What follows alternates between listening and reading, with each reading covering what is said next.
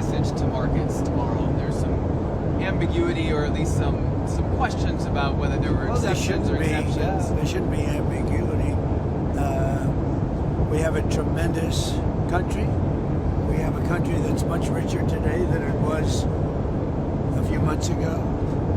We have a financial system that's very respected, and we're going to do great. And we were taken advantage of and ripped off by every country all over the world, almost, just about.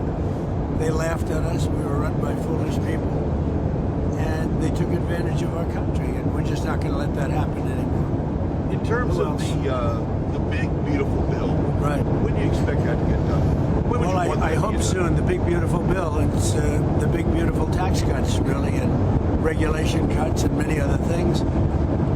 It passed its first test, as you know, the last couple of weeks, but particularly during last week, where we had a vote. We won in the House, we won in the Senate, and that was a big chunk of it. And now they're going to eventually take, pretty soon, a final vote. And the big, beautiful tax cuts and regulation cuts and all of the other things that are included in there will go into effect.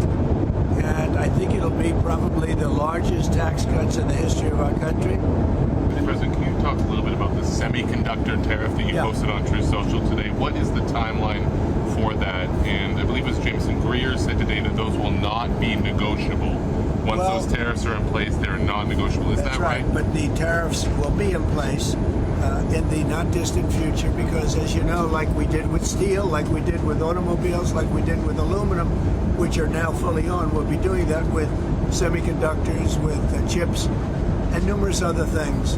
And that'll take place in the very near future. And all the things. And what we did is we want to uncomplicate it from a lot of companies because that's really where it should be, ideally.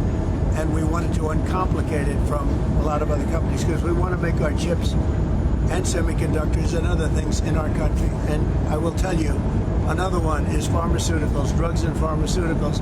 We want to make our drugs in this country.